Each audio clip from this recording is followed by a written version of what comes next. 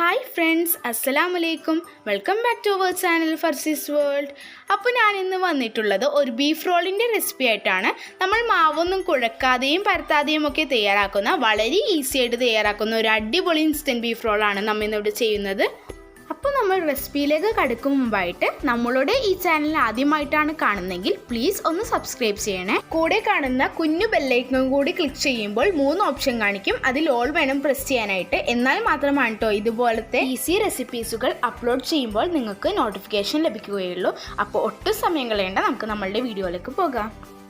അപ്പോൾ ബീഫ് റോളിലേക്ക് നമുക്ക് ആദ്യം തന്നെ വേണ്ടത് ബീഫാണ്. ഞാനിവിടെ ബീഫ് ഉപ്പും കുരുമുളകും മഞ്ഞൾപ്പൊടിയും ഇട്ട് വേവിച്ചിട്ടുള്ള ബീഫാണ് എടുത്തിട്ടുള്ളത്. ഈ കുക്ക് ചെയ്ത ബീഫിൽ കുറച്ച് വെള്ളം ഉണ്ടാകും. ഈ വെള്ളം എല്ലാം വറ്റിച്ച് നമുക്ക് ഈ ബീഫ് ഒന്ന് ഫ്രൈ ചെയ്തെടുക്കണം.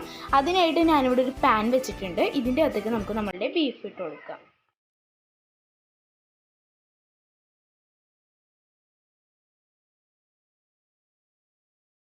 വെള്ളം വറ്റി കഴിയുമ്പോൾ നമുക്ക് ഇതിൻ്റെ അകത്തേക്ക് 1 ടേബിൾ സ്പൂൺ വെളിച്ചെണ്ണ ഒഴിച്ചു കൊടുക്കാം. 1 ടേബിൾ സ്പൂൺ വെളിച്ചെണ്ണയും കൂടി ഒഴിച്ചു കൊടുത്തിട്ട് നമുക്കിത് നന്നായിട്ട് ഒന്ന് ഫ്രൈ ചെയ്തെടുക്കാം.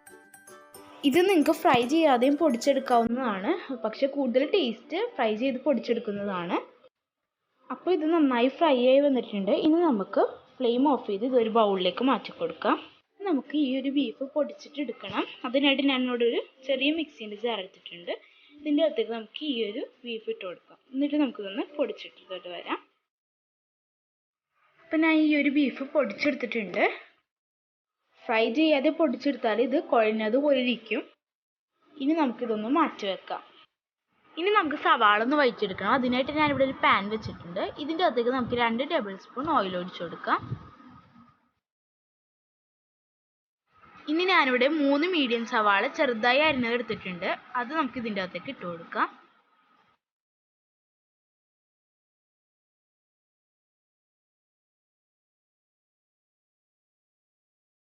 ഇനി ഇത് നമുക്ക് നല്ലപോലെ ഒന്ന് വഴറ്റിയെടുക്കണം. പെട്ടെന്നൊന്ന് വഴന്ന് കിട്ടാൻ വേണ്ടിയിട്ട് നമുക്കിതിലോട്ട് കുറച്ച് ഉപ്പും കൂടി ഈ ഒരു സമയത്ത് ചേർത്ത് കൊടുക്കാം. അപ്പോൾ അങ്ങനെയാണെന്നുണ്ടെങ്കിൽ നമുക്ക് സവാള നല്ലതുപോലെ അങ്ങ് വഴന്ന് കിട്ടും. അപ്പോൾ ഇതും കൂടി ചേർത്ത് സവാള നല്ലതുപോലെ വഴന്ന് വരുന്ന സമയത്ത് നമുക്കിതിൻ്റെ അകത്തേക്ക് കുറച്ച് ജിഞ്ചർ ഗാർലിക് പേസ്റ്റും കൂടി ചേർത്ത് കൊടുക്കാം. അപ്പോൾ ഞാനിവിടെ 1 ടേബിൾ സ്പൂൺ അളവിൽ ഇഞ്ചി വെളുത്തുള്ളി പേസ്റ്റ് അങ്ങ് ചേർത്ത് കൊടുത്തിട്ടുണ്ട്. അതും കൂടി ചേർത്തിട്ട് നമുക്ക് ഇതിൻ്റെ പച്ചമണം മാറുന്നത് വരെ ഒന്നും കൂടി ഇതങ്ങ് വഴറ്റിയെടുക്കുവാണ് കേട്ടോ.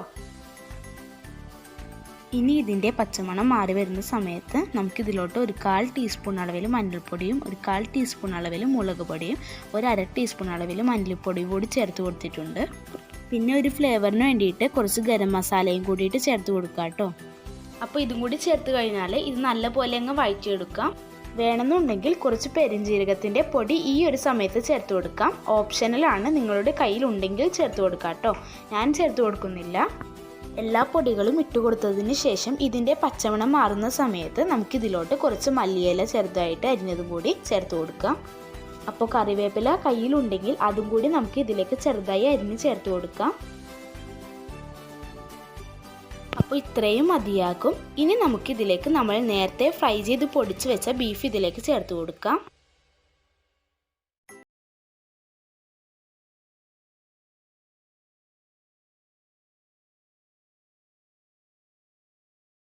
അപ്പോൾ ഇത്രയും മതി. നമ്മളുടെ ഫില്ലിങ് ഇവിടെ തയ്യാറാക്കി എടുത്തിട്ടുണ്ട്. ഇനി നമുക്കിത് മാറ്റി വെക്കാം. ഇനി നമുക്കിതിലോട്ടുള്ള ബാറ്റർ തയ്യാറാക്കി എടുക്കണം. അപ്പോൾ ഞാൻ ദാ ഈ ഒരു ബൗളിലേക്ക് 1 കപ്പ് അളവിൽ മൈദ ആണ് കേട്ടോ ചേർത്ത് കൊടുക്കുന്നത്. അതിലേക്ക് ആവശ്യത്തിനുള്ള ഉപ്പും കൂടി ചേർത്ത് കൊടുക്കാം. ഇനി കുറച്ച് വെള്ളം കൂടി ചേർത്ത് കൊടുത്തിട്ട് നല്ലപോലെ അങ്ങ് മിക്സ് ചെയ്തെടുക്കണം. അപ്പോൾ എനിക്ക് ഏകദേശം ഒരു 3/4 കപ്പ് അളവിലാണ് കേട്ടോ വെള്ളം വേണ്ടി വന്നിട്ടുണ്ടായിരുന്നത്. നോർമൽ വാട്ടറാണ് നമ്മൾ യൂസ് ചെയ്യുന്നത്. ചിലപ്പോൾ അങ്ങോട്ടും ഇങ്ങോട്ടൊക്കെ വ്യത്യാസം വന്നേക്കാം. നമ്മളുടെ ഈ ഒരു ബാറ്ററിൻ്റെ കൺസിസ്റ്റൻസി എന്ന് പറഞ്ഞാൽ ഒട്ടും തിക്കാവാനും പാടില്ല, ഒട്ടും ലൂസാവാനും പാടില്ല കേട്ടോ.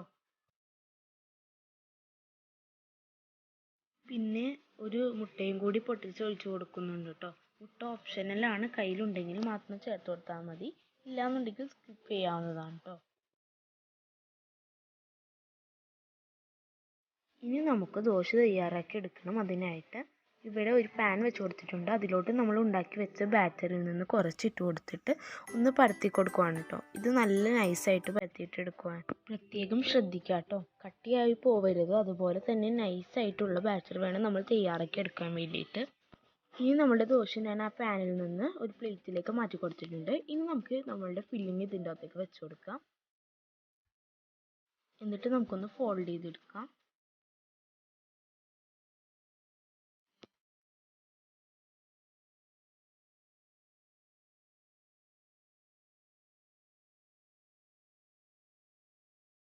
അപ്പോൾ ഞാൻ ഇത് ഫോൾഡ് ചെയ്തെടുത്തിട്ടുണ്ട്. ഇതുപോലെ തന്നെ നമുക്ക് ബാക്കിയുള്ളതും കൂടി ചെയ്തെടുക്കാം. പിന്നെ ഇതെല്ലാം ചെയ്ത് കൊടുത്തിട്ടുണ്ട്. ഇനി നമുക്കിതൊന്ന് കോട്ട് ചെയ്തെടുക്കണം. ഒരു മുട്ട ഇവിടെ ബീറ്റ് ചെയ്ത് വെച്ചിട്ടുണ്ട്. അതുപോലെ തന്നെ കുറച്ച് ബ്രെഡ് ക്രംസും കൂടി എടുത്തിട്ടുണ്ട് കേട്ടോ. റസ്കിൻ്റെ പൊടി ഇല്ലാന്നുണ്ടെങ്കിൽ ബ്രെഡ് നല്ലപോലെ അങ്ങ് പൊടിച്ചെടുത്താൽ മതി കേട്ടോ. ഇനി ഇത് നമുക്ക് ഫുള്ളായിട്ട് കവർ ചെയ്ത് കൊടുക്കാൻ വേണ്ടിയിട്ട് ഞാനിത് എഗ്ഗിൽ ഡിപ്പ് ചെയ്ത് കൊടുക്കുകയാണ്. എല്ലാ സ്ഥലത്തും ഈ എഗ്ഗ് എത്തുന്ന രീതിയിൽ നല്ലപോലെ അങ്ങ് ഡിപ്പ് ചെയ്ത് എടുത്തതിന് ശേഷം ബ്രെഡ് ക്രംസിൽ നല്ലപോലെ അങ്ങോട്ട് കവർ ചെയ്തെടുക്കാം. അപ്പോൾ നമ്മളിതാ എല്ലാം അങ്ങോട്ട് കവർ ചെയ്തെടുത്തിട്ടുണ്ട്. ഇനി നമുക്കിത് പെട്ടെന്ന് ഒന്ന് ഫ്രൈ ചെയ്തെടുക്കാം. അപ്പോൾ ഞാൻ ഫ്രൈ ചെയ്തെടുക്കാൻ വേണ്ടിയിട്ട് ഇവിടെ വെളിച്ചെണ്ണയാണ് പാനിലേക്ക് ഒഴിച്ചു കൊടുത്തിട്ടുള്ളത്. ഇനി അതിലോട്ട് എണ്ണ നല്ലപോലെ ചൂടായതിന് ശേഷം മാത്രം ഇട്ട് കൊടുക്കുക. അതിനുശേഷം ഇത് തിരിച്ചും മറിച്ചും ഇട്ട് നല്ലപോലെ അങ്ങ് ഫ്രൈ ചെയ്തെടുക്കാം. എല്ലാ ഭാഗവും ഒരുപോലെ ഫ്രൈ ചെയ്തെടുക്കാം. ഒരുപാട് സമയം വേണ്ട, പെട്ടെന്ന് തന്നെ ഫ്രൈ ആയി കിട്ടും. അതുപോലെ തന്നെ ഫ്ലെയിം ഒരുപാട് അങ്ങോട്ട് കൂട്ടി വെച്ച് പോകരുത്. അങ്ങനെയാണെന്നുണ്ടെങ്കിൽ പെട്ടെന്ന് തന്നെ കരിഞ്ഞു പോകും കേട്ടോ. കാരണം ബ്രെഡ് ക്രംസ് ആയതുകൊണ്ട് തന്നെ പെട്ടെന്ന് തന്നെ കരിഞ്ഞു പോകും. അപ്പോൾ മീഡിയം ഫ്ലെയിമിൽ ഇട്ട് നല്ലപോലെ അങ്ങ് ഫ്രൈ ചെയ്തെടുക്കാം കേട്ടോ.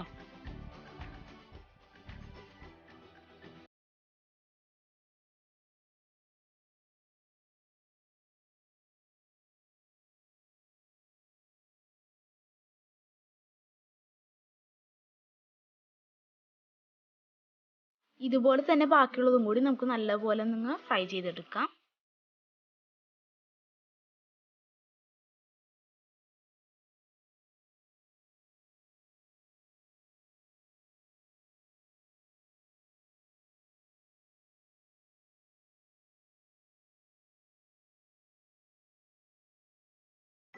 അപ്പോൾ എല്ലാം നമ്മളിവിടെ ഫ്രൈ ചെയ്ത് കൊണ്ടുവന്നിട്ടുണ്ട്.